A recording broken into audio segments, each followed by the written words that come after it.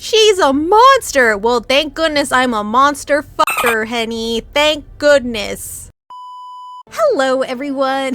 Hello, everyone. My name is Ulysses N. Owen. You can call me Owen, and I am a BL author. Today, we're going to be reacting to and playing Cage of Roses. You guys, I am so excited to play this game. 2.5 Studios emailed me a demo code, and this has never happened to me before. I'm so happy that they sent me this, and I'm so excited for everyone else to start playing this next year. I'm just really incredibly grateful. 2.5 Studios, thank you so much for letting me play the demo. If you guys don't already know this, I love lesbians. Lesbians are the best. They're wonderful. They're amazing. They're great. And we have vampire lesbians? Vampire Yuri. I am so here for it. Okay, so here is what the game's about. Cage of Roses is a haunting gothic romance set in the 19th century. Follow Meike, a young woman from an impoverished noble family, as she's swept off her feet by the mysterious Magdalena, a vampire who possesses a dark secret. Cage of Roses. Oh my god! Okay, I'm so sorry. I'm just so excited, and I'm so happy that I get to play this. Y'all, lately, I have been watching Interview with the Vampire, the show, so this couldn't have come at, like, you know, a better time. Okay, enough. Let's play. Oh no. Oh no, what is happening? Girly, run. You know what? I too want to run through the forest in a beautiful outfit. Yeah, me too. I'm quite unaccustomed to exerting myself as well. Here, you know what? Let's lower the volume. No, everyone's gonna die. Wait, what? Their shadowy pursuers were beginning to close in on them. You know what? If they're vampires, I don't think you can outrun them. No! You know what? If you leave me behind, will a sexy vampire lady come and steal me away? Can I just say, this is freaking beautiful. Girlie, get up! No! The night that never ended. Girl! Man, I wish I looked that good in a freaking medieval prison. How did 2.5 Studios look into my wildest fantasies? There was no other furniture to be seen, no shelves, nor cupboards, nor even a proper bed. There was no mirror either, so Meike could not see herself, but perhaps this was a blessing in disguise. Lady, you look beautiful. I don't know what... This is the place where she keeps the bodies. Henny! Henny's alive! Henny's so cute. Aww. You know what? I need a Henny in my life. An apple? May shook her head in wonderment. I'm just gonna call her May, because I don't know how to pronounce her name. But I will figure that out, and I will pronounce it properly. But for now, it's May. I only hope that apple isn't ridden with worms. I don't think you've anything to worry about on that score, at least. Well, that is a relief. I suppose things could always be worse. Right you are, that's the spirit. I recall that we were traveling to Augsburg to visit my fiancé. Fiancé? She was gonna be married? I am so sorry to tell you this, May, but during our travels, the carriage, it was attacked by bandits. Why do I think that that's a lie? They stabbed him? What? He's dead? What? What? I don't know. Yeah, like why did they manage to escape? Listen, Henny, I trust you. I just met you, but I would trust you with my life. Henny. Are you sure about that? Like, you are adorable. And I don't think you got any bad intentions. But like, I don't know if I believe you. this woman. Okay. I'm ready for some. You guys, would you ever want to be a vampire? Let me know. Like, is the idea of immortality appealing to you? Because it's not to me. I would not want to be a vampire. I would like to have a relationship with a vampire, but I wouldn't want to be a vampire. You know, I don't want to live forever. I can't think of any woman who would be able to beat 4 men in a test of strength. I can't think of any, woman I know who could do that either, but if there are any out there who can... Stop it. I'm gonna stop. I wonder who brought us here. You and me both. It was nice of our mysterious benefactor or benefactress to rescue us, though they can't be all that kind if they're going to let us suffer in here. Listen, here's the thing. With me, the overly nice characters who are adorable, I can't trust them that easily, okay? What was that? What the? Did you guys? That was a freaking scream. That was not the win. Half a century of poor financial decisions and a grandfather with a compulsive gambling addiction. You can't trust men. Had led to the squandering of much of the Von Essen's wealth. While still in possession of their family home and a veritable fleet of maidservants, the family's finances had been in a dire state ever since May's girlhood. Though not openly wanting for cash, May's parents had made a good many purchases based on their family's prestige, rather than the figures in their bank account. May's wedding to heir Gerhardt had been an attempt to shore up the family's wealth before they could fall from grace altogether, but now that seemed an impossibility. If May had loved Walter, she surely would have shed tears over so cruel a fate. She didn't love. She barely knew him. You can't marry a man you just met. If I was a man and I had a fiance like you can bet that I wouldn't let you out of my sight. Henny, is there something you need to say to the audience? You know I'd do anything to keep you safe, May. I know. Whose romance is this? What did she know about Walter, really, other than his age and his occupation, and how fabulously, excessively wealthy he was? Man, if you don't want him, I'll take him. Okay, so we have gotten the backstory as they're sitting in this dungeon. May's family, terrible people. Her fiancé, a total stranger that she doesn't love. Henny, who seems to be her only friend, but doesn't really know that much about her. And a mysterious vampire lady that just saved their asses. Okay, that was such a bad summary. After all the beautiful writing and artwork that we've seen, I'm like, I really have the audacity. Man, that's good.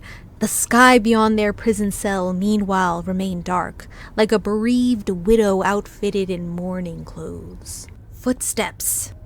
Well, would you look at what the cat dragged in? The voice that cut through May's musings was a proud, haughty one, the syllables polished to perfection like cut glass. The voice belonged, quite obviously, to a woman, and, given her pronunciation, she must have been well bred. Perhaps their rescuer, too, was a lady, a Von such and such as May was, from a family whose ancestral home was vast and old and grand enough to have its very own dungeon. If you have a castle or a manor house and you don't have a dungeon to put your enemies in, I don't know what you're doing with your money. Anxiously, she glanced up to meet the source of said voice, and when she did, May could not help but gasp in surprise.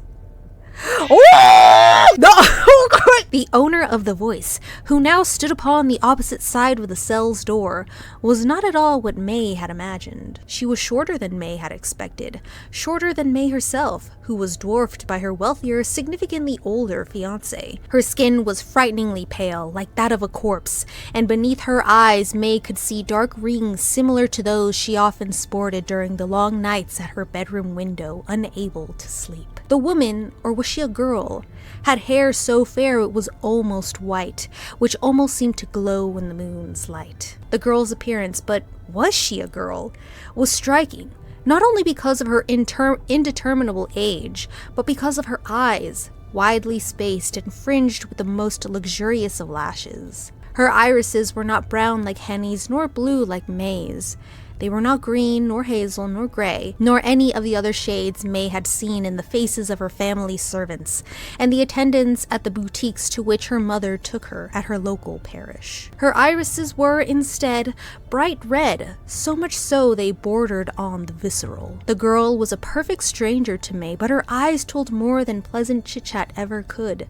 She was not normal. May knew instinctively as she gazed upon her that she should keep her distance if she could, but this only made her, conversely, feel even more enchanted. She could not look away from her. It was as though her captor had placed her under a spell. She killed all those men! She's a monster! Well, thank goodness I'm a monster fucker, Henny. Thank goodness. Why did you save us, though? And how? I can't believe you brought us back here, wherever here is, on your own. You must have had help. Oh, if only, but alas, I've not had any help for, well, let's see. It must have been a century at least. But that would make you older than my grandmother. That can't be right. You don't look a day over 18. Oh, do you really think so? You're too kind. Laughing softly, the woman extricated a key from her pocket, then inserted it into the awaiting keyhole. Deftly she turned it, and deftly she stepped inside the cell, the hem of her dark cape dragging against the uneven stone floor. Now, why are you looking at me like that? The woman, catching May's cowed expression, pouted. You're making me feel quite unwelcome. I thought you would be relieved to see my face after being left to languish in the catacombs of my castle for hours on end, but maybe I was hoping for too much. In any case, you shouldn't frown like that, dear. It's an awful waste. You'll wrinkle your pretty face. Stop flirting with me in your dungeon, vampire lady! Stop! What I do with my face is my own concern. I'm sure it's none of your business. My. The mysterious woman tittered. You're feistier than you look. I took you for a shrinking violet, but maybe I was mistaken. You might make for quite the amusing plaything. Is this rated R? There's an optional rated 18 patch! Okay, yup, we're gonna do that. We're doing that. My name is Magdalena, but you may call me Lena. My family's name, meanwhile, is of no particular importance. They might have commanded some respect back in the day, but it is not so now. They have long since been obliterated. I doubt history will remember them. I am all that is left of their legacy, a fact I would very much love to rub in their faces, but alas, I never got the chance. What? Only that, now that I have brought you here, I cannot continue to let you live. You have already seen too much. Does this vampire lady only drink the blood of ladies? I am a drinker of blood who walks the night. I've been alive for over a century, though my life is very different to yours and your mistress's. I doubt that you can understand me, and neither do I want you to. I've no desire to understand you either. There would be no point. We are much too different. A drinker of blood? But that would make you a vampire? It was May who offered forth this label after Henny's voice faltered. May knew from her reading that vampires were nocturnal creatures, often aristocratic, who shunned the sunlight, dwelt in ruinous castles, and supped upon the lifeblood of fair maidens. Magdalena really must have been a vampire. It all made sense. That's definitely a vampire. It would be problematic for me if I were to dispatch a woman of renown. I would not want your disappearance to catch the attention of men in high places. I suppose I can always spare your life, and kill only this dowdy common girl. Your maid, I take it? It's Henny, Magdalena! Well, if my life's all you're after. Henny, no! No, she's not gonna die. Watch. I fear you are laboring under a misapprehension, Lady Magdalena. Your reasoning is sound. There would indeed be a ruckus if a noble woman was to go missing, but your application is not. I am not a lady, you see, but my companion is. Magdalena raised an eyebrow. Then you mean to say you are the maid and this lumpen Henny here is the mistress? That is correct. Yes, I know I am dressed as a lady, I'll bet a disgraced one. But that was part of Lord and Lady Von Essen's ruse. While traveling, they often have me dressed as a lady, while Henny, that is to say... What? What? Oh my gosh. Okay, so I'm so worried right now because I'm like, she could read your mind, but no, that's just an interview with a vampire. Oh my, don't tell me she actually bought it. No, she doesn't buy it. She doesn't buy it. Oh, you know what? If May hadn't had done that, she would have died. So, you gotta do what you gotta do. I've designs on you, my loyal little servant girl. I do hope you'll make yourself useful during your stay. She's not gonna kill her! I will drain your blood in due course, but I've no desire to do so now. The bandits I encountered earlier made for a more than satisfactory meal. I am so glutted. I do not think I could drink another drop of blood. Your blood would taste sweeter, I am sure, than a bandit's. But that only makes it more imperative that I save you until I truly want you. What? Though it was May's death Magdalena spoke of, there seemed something sultry, seductive even, in the way she stressed her words. May, who was unused to being wanted, found the blood pooling beneath her cheeks, despite the chill which clung to her. How would it feel, she wondered, when Magdalena brought her lips to her neck? I think it'd feel pretty nice, May. I think it'd feel pretty nice. If I am to enjoy you properly, I would prefer to do so while your body is still... What did he say? Okay, I see. Oh, as your hostess, I don't believe that these quarters are wholly appropriate for a long-term stay, especially not for a fair maiden such as yourself. Part of me was hoping you might refuse so that I would be bidden to carry you. Okay. Yay, let's get out of the dungeon. What the f*** is all the screaming coming from? I would rather you use a nickname as you did with your mistress. Oh, Lena, please. She's really going for it. Lena, then. What was that noise I just heard? What noise? What the f***? Okay, I'm scared now. I'm scared. It just must have been your imagination. I don't know about that. What? Why, you haven't even swooned once, which is more than most men can say when I bring them here. Ooh.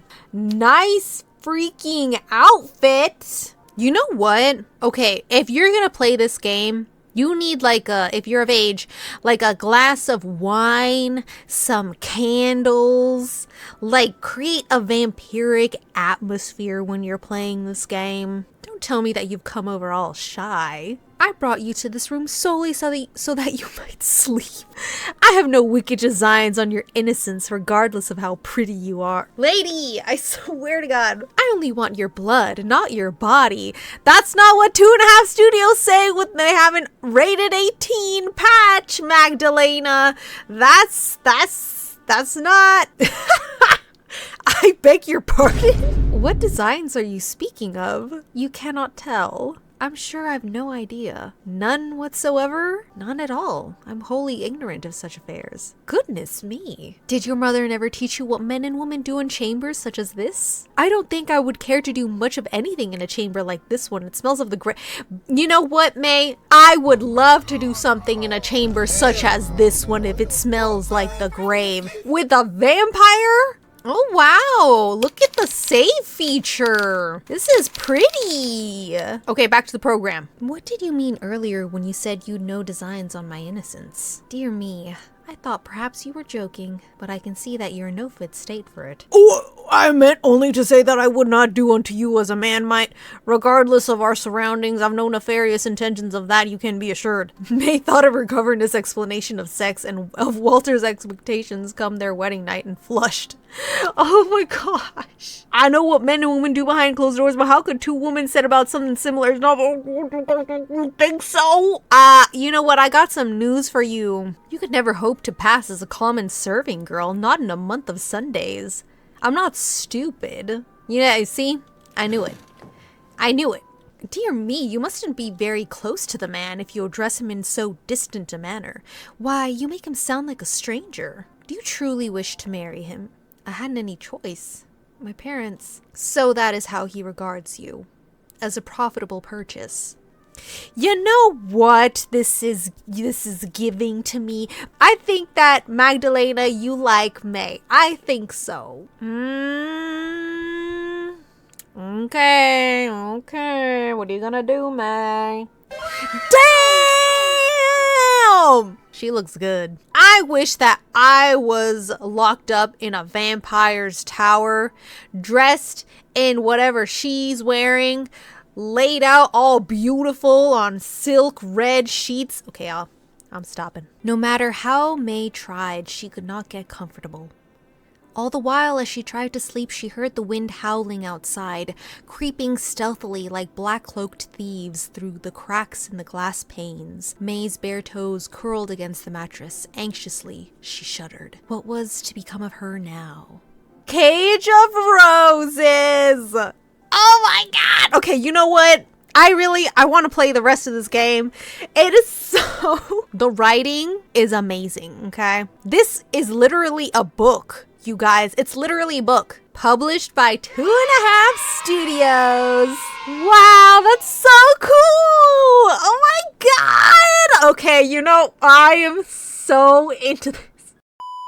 So, what did I think of this demo? 2.5 Studios, it is so beautiful, and I'm so excited to play A Date with Death. Once the English voice lines come out with Jonah Scott. But back to this game, Cage of Roses. I do not trust Henny, even though I love her. I think she's going to survive. We're going to see her again. She's not gonna get eaten by a freaking werewolf. May, I love how stoic she's been throughout the whole thing. Magdalena, yeah, I really like Magdalena. There's gonna be a lot of depth to her character, and it seems like we're going for a strangers to enemies to friends to lovers type of situation, and I am here for it. The art is lovely, the writing is lovely, the music is lovely. You guys, please check out this game. And again, thank you so much 2.5 Studios for letting me play the demo. This is amazing, and I'm so looking forward to playing your other games and this one when it finally comes out. Thank you everyone for watching, and bye-bye!